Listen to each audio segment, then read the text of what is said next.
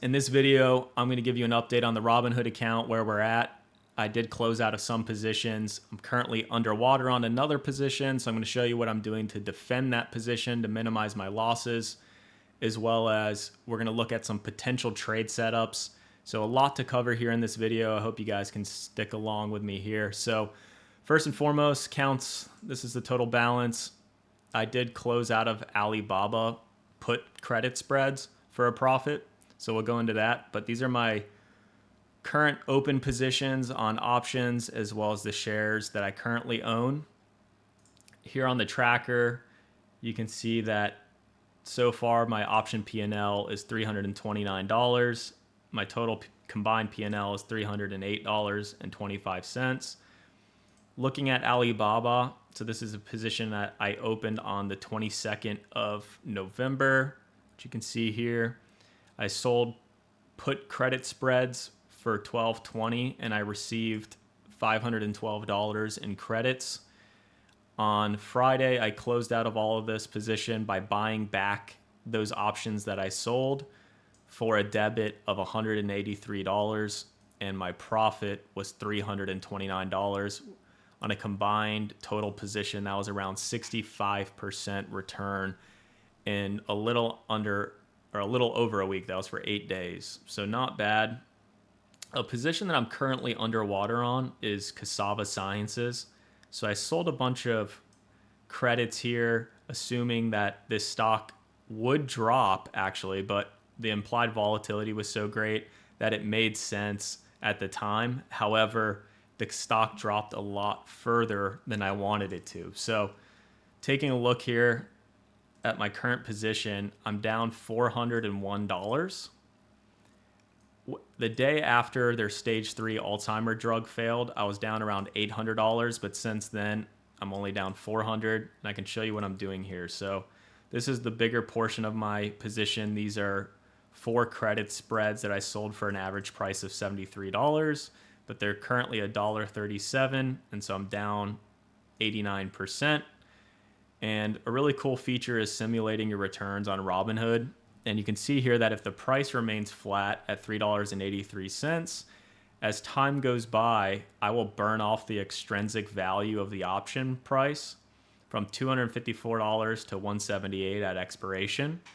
What I'm really hoping, though, is because this stock is there's so much short interest, there's still a lot of open interest on puts that were sold, that at some point they're going to have to close out of those positions. And by doing so, they'll buy back shares of the company, and that could force a short squeeze on the price.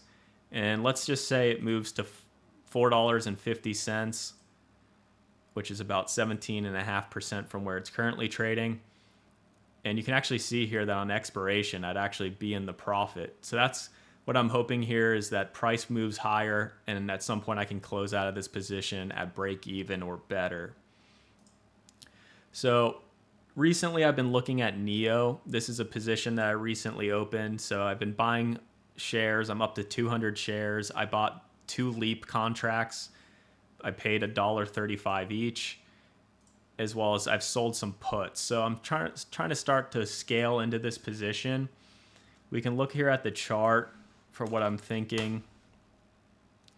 So it's been in this long downtrend for a period of time. You can see here, this is the lows around $3.50, but it's recently tried to break to the upside, and this was really on the China stimulus where it had this move to the upside, and since then China has sold off. There's still a lot of problems going on in China, but NIO's an EV manufacturer. They do have a large cash position at $6 billion. And you can see here this recent downtrend has broken. We just need to see some buyers show up to support this support zone. So we've had a few candle wicks that have acted as support, and we're hoping that this can push to the upside, hopefully fill another gap here around $4.93, and potentially even fill this gap up near $5.50. I don't think this is a stock that I'm going to hold for the long term. This is mostly a cash grab, just something that I saw that I think I can make money on, because we're trying to take a lot of risk in the portfolio right now. Next, I do sell some put credit spreads on GameStop. Implied volatility is so high, So there's a lot of volume on these contracts, and there's a lot of mispricing in the options chain. So if you're a seller of options, you can actually get some really good steals here. I think that this has been coiling to the upside. Of course, we did catch this earlier this year in May when it hit $10. This was the previous breakout point. So you can see that it's reacted here in the past and it pushed to the upside. So we made a killing on GameStop earlier this year, but it's been coiling and now it's breaking again to the upside. So you can see that this is happening and it's coiling to the upside. As long as it can hold this trend and break out above $32, I think we could have a stronger push to the upside. So I've been trying to sell some put credit spreads around this like $27, $26 range for a nice, just a nice return on only $50 of collateral. So not bad there at all. Next, this is an upcoming trade that I've been looking at. So Penn Entertainment, this is like similar to DraftKings. They own casinos. They have a lot more fixed assets compared to DraftKings, which is more like an online sports book. But you can see here that it did hit its low earlier this year, and it's been trying to make higher highs and higher lows over time. So you can see here that it's trying to reverse this downtrend and have a push to the upside. That's what I'm hoping for. There's a little gap here to fill. If it can get over that, then I think that we're going to be trading in this range and we can make a nice move to $29, $30. Once again, you could probably hold the stock a bit longer. I do think that it's closer to around $40 a share, but I'm going to just try to trade this here in the upcoming weeks. On the bearish side, I'm being patient on SOXX, which is semiconductor ETF. Nvidia and AMD have been selling off a bit after their earnings. I think that if you just look here, we can draw a trend line. You can see this is the lower trend. This is the upper trend. This is kind of almost like a head and shoulders type move. I think so it's currently in a bearish setup. And then you can see here recently it did break down and then bounce back up for this retest on that uptrend. And I do think that this will have a larger move to the downside. At the bottom of this range, it's going to be a strong support. And this is actually a bullish pattern. So we'll break out like that to the upside at some point. So I'm really looking at this like 180 level, depending on when we get there. And that's going to be a high quality setup. And then same thing here with the gap. So there's a gap to fill as well. So price might move down there to fill that gap. If it gets to around $190, I'm a buyer. So that's something that I'm looking at.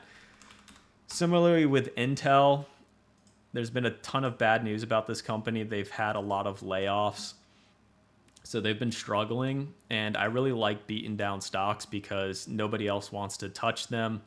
And usually they're selling at a discount. And you can see here that this is actually forming a bear flag after earnings. So you can see that a bear flag is an uptrend.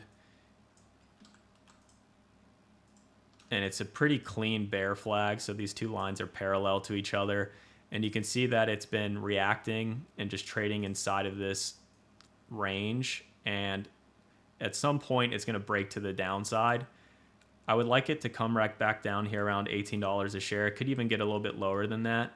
But at some point, that's going to reverse. And I am actually bullish on Intel for the long term.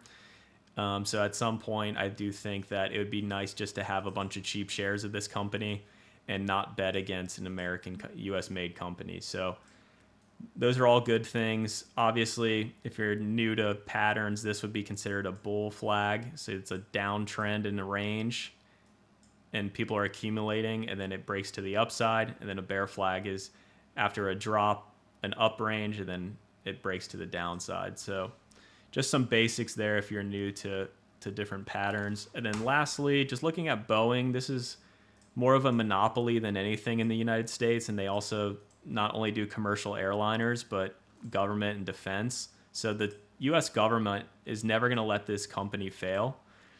And you can see here that it actually came back down to this lower trend line. It's had a third reaction. I actually bought a bunch of shares in a different portfolio, and then I kind of sprinkled in a little bit into the Robinhood portfolio. I do think that long term, it's safe to own shares in this company. It could fall much further if they can't keep the doors on the planes. So I would really like to actually see the stock break lower, even though I've bought some shares here and started scaling into a position, because I think in the long term, it's going to be a good stock to hold. So that's kind of what I'm looking at right now. If you are interested, I did set up a Discord channel. I got no one in here right now. It's just if you want to speak with me directly, or you have other ideas that I should take a look at, or you're currently in a position, maybe you're underwater, how do you defend that position? If you're just like new to options trading, it's just much easier for me to come in here and just type to you guys live rather than responding to YouTube comments. This is completely free, so just join that if you are interested. And then, of course, if you are looking at my tracker here with all the different stocks, their ranges, their cash, their debt, we can talk about this portfolio as well. And then at some point, I'm also going to get into the actual models that I build out for each one of these stocks to evaluate it from a fundamental analysis perspective. So just a lot of value here. The link to this spreadsheet is in the description below as well. Anyway, happy trading, and I'll see you in the next video. Peace.